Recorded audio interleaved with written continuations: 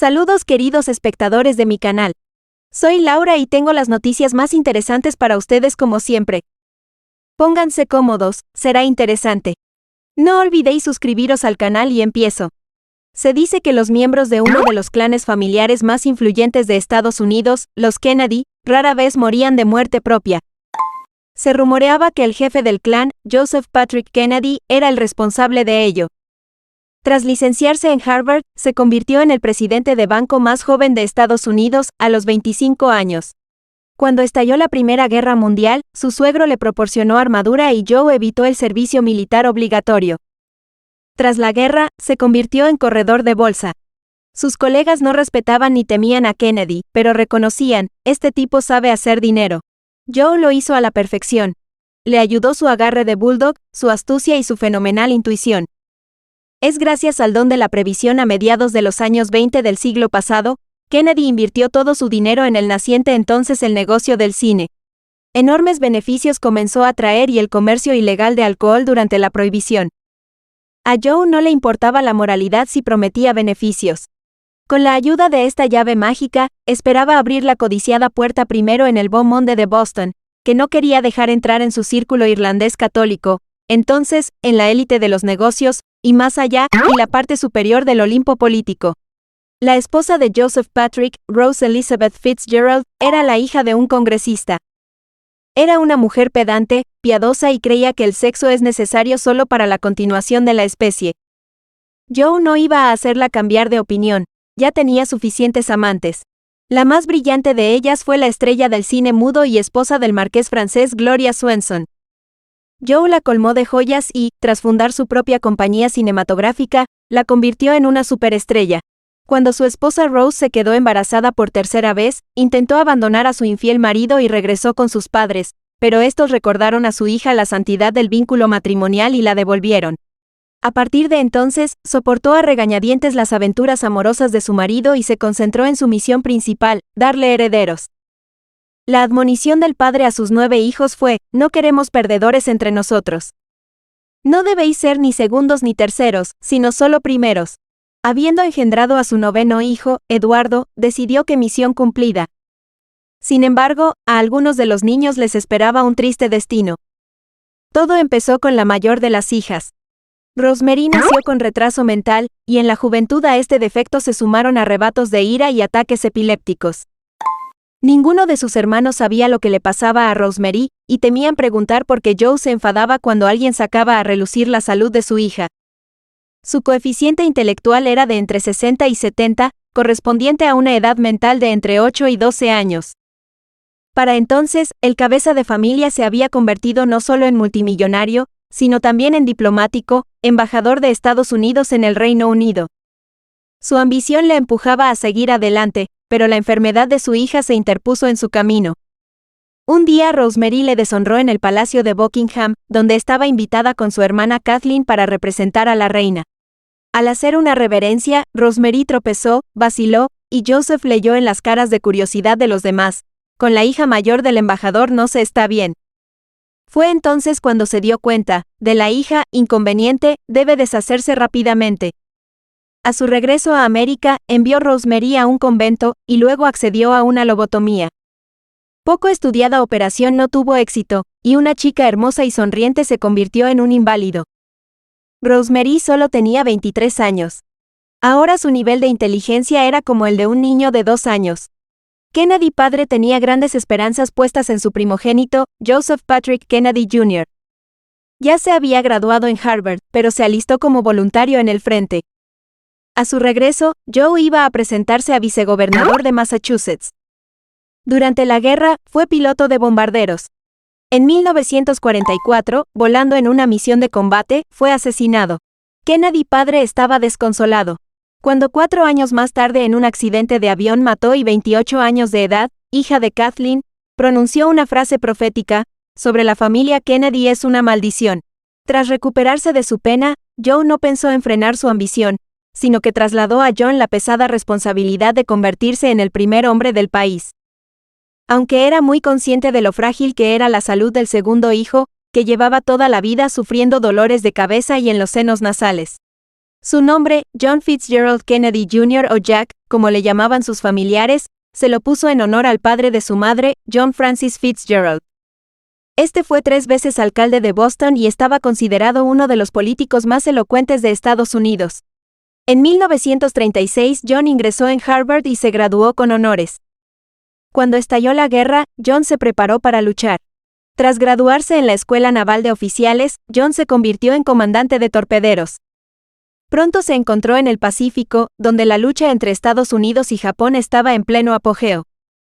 La noche del 2 de agosto de 1943, su barco realizaba una incursión frente a las Islas Salomón. El barco fue atacado y, en cuestión de segundos, se partió por la mitad y empezó a hundirse. John se recompuso y empezó a dar órdenes claras a la tripulación. Gracias a su concentración, 11 de los 13 marineros sobrevivieron. Todos nadaron hasta la isla. Kennedy, sobreponiéndose al dolor de espalda, subió a un herido a su espalda. En la isla, grabó en una cáscara de coco las coordenadas de su ubicación y un mensaje. 5 días después, llegó la ayuda. Todos los periódicos estadounidenses escribieron sobre la hazaña del teniente Kennedy, y el propio John recibió 2 medallas. En 1946, John tuvo su primera significativa con una actriz de Hollywood de increíble belleza, Jean Tierney. Ella se enamoró perdidamente y esperaba casarse con Jack. Jean estaba casada y criando a una hija.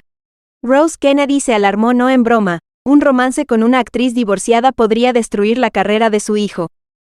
Ella insistió en romper la conexión. El romance no interfirió con la carrera. En su incompleta 30, John Kennedy se convirtió en un congresista de los demócratas. En mayo de 1952, John Kennedy tenía 35 años. Representaba a Massachusetts en el Congreso por 6º año y ahora se presentaba al Senado.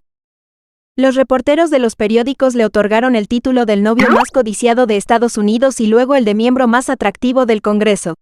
Jacqueline Lee Bouvier, de 22 años, acudió a una fiesta en casa de un amigo y conoció a John. Jacqueline recibió una excelente educación, trabajó como editora del Vogue, americano y francés, estudió 2 semestres en la Sorbona, mejoró su francés, se incorporó a la cultura europea y se convirtió en una auténtica socialite. Se la veía a menudo en restaurantes de moda, hoteles caros y bailes. Jacqueline estaba prometida a un joven corredor de bolsa, John Husted. La primera noche, Jack también pensó que Jacqueline Bouvier era un buen partido para él, pero no lo dijo. Se limitó a invitarla a quedarse en casa de sus padres en Cape Cod, mientras él mismo se dedicaba a las elecciones al Senado y seguía reuniéndose regularmente con mujeres. Un año más tarde, invitó a Jackie al baile inaugural del presidente Eisenhower. Bouvier lo tomó como una señal de seriedad de sus intenciones y rompió el compromiso con el agente, aunque en realidad Jack no tenía prisa por hacer una oferta. A Bouvier le atraía la inteligencia, la ironía, la audacia. Además, tenían mucho en común. John adoraba los libros desde la infancia, y Jacqueline era muy culta. Físicamente no correspondía a su ideal de mujer. A él le gustaban las rubias de pechos exuberantes, y Jacqueline era delgada y de pechos pequeños. Ella era una chica mercantil, y John tenía un alto estatus social. El 25 de junio de 1953, la pareja anunció su compromiso. El matrimonio fue insistido por el padre de John. Para evitar torcidos políticos debe tener una familia. Jacqueline sabía 4 idiomas, era joven, dulce y bien educada. 12 de septiembre de 1953, John Kennedy y Jacqueline Bouvier se casaron. Ella aún no sabía que el matrimonio no solo le daría el alto título de primera dama y los privilegios de la amante de la Casa Blanca, sino también tragedias. Casado, John Kennedy siguió divirtiéndose con amigos y amantes. A Jacqueline le llegaron rumores sobre sus aventuras, pero la joven estaba segura. Su amor y su pasión cambiarían a su marido.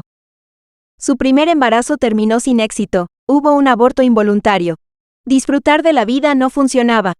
Un día, la asistenta que limpiaba la casa encontró unas bragas de mujer en el dormitorio de John y, creyendo que eran de Jacqueline, se las dio.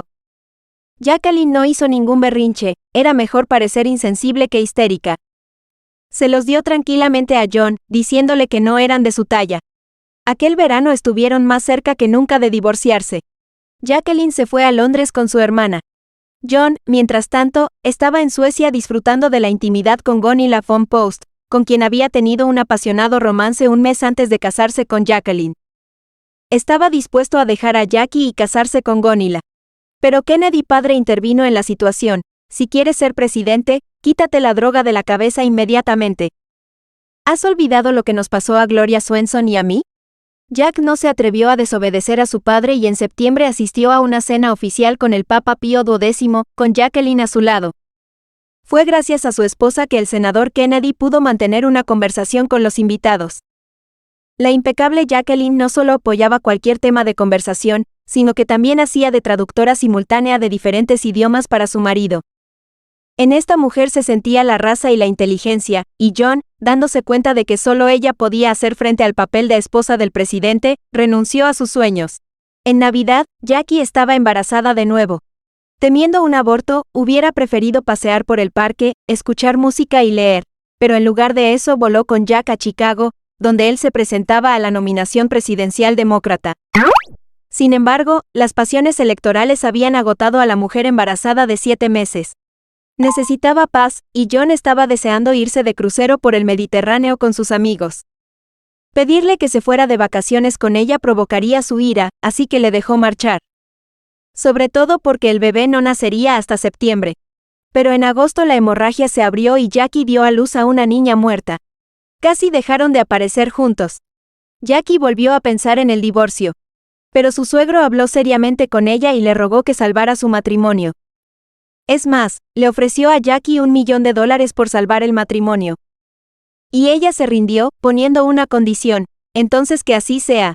Acepto este $1 millón como adelanto por el nacimiento del primer hijo. Pero por cada hijo posterior, también me darás $1 millón. El 27 de noviembre de 1957 nació una niña sana a la que llamaron Caroline. Y 3 años más tarde, el Partido Demócrata nominó a John F. Kennedy para el puesto de presidente de los Estados Unidos. La campaña electoral de John contó con la ayuda de todo el clan Kennedy. Un amigo íntimo de la familia, Frank Sinatra, tampoco se quedó al margen. El famoso cantante y actor organizaba a menudo fastuosas fiestas en su casa de campo, a las que invitaba a los hermanos Kennedy, John y Robert. En una ocasión, Sinatra presentó a Kennedy a la actriz Judith Campbell. Tras convertirse en presidente, Kennedy siguió saliendo con Judith. Para entonces, gracias al mismo Sinatra, Judith también se reunió con el jefe de los gángsters de Chicago, Sam Giancana. Como resultado, el presidente y el principal mafioso de América eran uno para 2 amantes. Este hecho picante amenazaba la seguridad del país. Robert Kennedy, que ocupó el cargo de ministro de Justicia en el gobierno de su hermano, hizo todo lo posible para que Jack rompiera con una belleza y con Sinatra. Amistad Sinatra y Kennedy llegó a su fin a causa de la mujer. Jackie iba a desempeñar un papel activo en la campaña presidencial de su marido, pero se quedó embarazada por 4ª vez. El médico de cabecera insistió en un régimen tranquilo. John consiguió el apoyo de Marilyn Monroe. La participación de la diva de Hollywood en la campaña electoral le garantizó el éxito. Esta mujer era el sueño de casi todos los hombres del mundo, y las mujeres trataban de imitarla en todo. Monroe entró en la vida del presidente en el verano de 1954. El actor Peter Lawford, casado con Patricia, hermana de John, organizó una fiesta en su finca en honor del joven senador y su esposa. Lawford había sacado a Jack con jóvenes artistas femeninas en más de una ocasión. Pero esta vez preparó al culpable de la fiesta una gran sorpresa, Marilyn Monroe. 8 de noviembre de 1960 John Fitzgerald Kennedy se convirtió en el 35º presidente de los Estados Unidos, el más joven de la historia estadounidense y el primer católico en ocupar la Casa Blanca. Derrotó a Richard Nixon por un escaso margen de solo 0,2 de punto porcentual. Importan estas trivialidades a la historia. Exactamente 2 semanas después, Jacqueline dio a luz a su hijo, John Fitzgerald Kennedy Jr. América estaba encantada, las fotos de la familia presidencial no salían de las páginas de los periódicos y revistas. Jackie esperaba que Kennedy se convirtiera en un honrado padre de familia. Si no tengo sexo durante 3 días, me duele la cabeza, le confesó una vez al primer ministro británico Harold Macmillan, refiriéndose en absoluto a la intimidad con su esposa. A Jackie la llamaban icono de estilo, la imitaba, y Jack seguía admirando a la otra, Marilyn. Se conocieron entonces en Peter Lawford, luego en la azotea del rascacielos, Carlisle, incluso a bordo del avión presidencial. Marilyn se puso una peluca, gafas oscuras y subió por la pasarela, haciéndose pasar por la secretaria de Peter Lawford. Con el tiempo, el deseo de la actriz de casarse con el presidente se volvió obsesivo. Pero Jack no tenía prisa por divorciarse de Jacqueline. Cuando Marilyn se dio cuenta de esto, comenzó a rodar escándalos amante, llamando a la Casa Blanca en un número de línea directa privada, exigiendo reuniones. En contra de las órdenes de Jack, ella comenzó a llamarlo a su casa. Los americanos de a pie consideraban a Jackie una esposa y madre ejemplar, y si el presidente hubiera dejado a su mujer, el país no se lo perdonaría. Así que Jackie no temía que su marido fuera a Monroe. Pero la actriz era voluble, que no se preocupaba por las reglas, se podría organizar un gran escándalo público. 29 de mayo del 62 en el Madison Square Garden celebró 45 años de John F. Kennedy. En la celebración, Monroe tuvo que cantar las felicitaciones en honor del presidente. Para tal acontecimiento, Marilyn encargó un lujoso vestido de tela transparente, tachonado de lentejuelas. Se ajustaba tanto a la cincelada figura de Marilyn que era obvio, no llevaba ropa interior debajo del vestido. Monroe salió de entre bastidores, deslumbró a todos con su aspecto y tras una larga pausa comenzó lentamente. «Feliz cumpleaños a usted, señor presidente». Cantó tan apasionada e íntimamente que solo un ciego podría no darse cuenta de su conexión con el presidente. La sala de 22,000 invitados estalló en vítores y aplausos. La primera dama no estaba entre el público. Jacqueline no se sometió a la humillación pública. Voló a Italia y pasó unos días en la villa de Gianni Agnelli, propietario de Fiat. Esta fue la paliza que volvió a dar a su marido. La fanfarronería de la amante fue la gota que colmó el vaso para el presidente. Esa misma noche, le anunció que se había acabado. Ella gritó, lloró y se negó a creerlo. Tuvo que enviar a su hermano Robert a su casa. Pero Bobby, padre de 7 hijos, no pudo resistirse a ella. Después lamentó amargamente su debilidad, porque Monroe convirtió su vida en una pesadilla. 5 de agosto de 1962 Monroe fue encontrada muerta en su propia casa, en su dormitorio, con un auricular de teléfono en la mano. La versión oficial de la muerte sonaba a suicidio por sobredosis de somníferos, la gente hablaba de asesinato.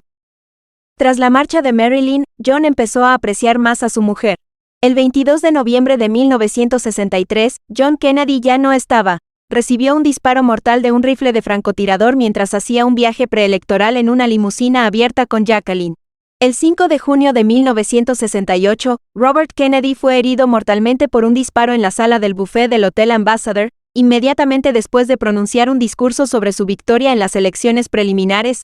Era uno de los candidatos más populares y con más posibilidades para la presidencia de Estados Unidos.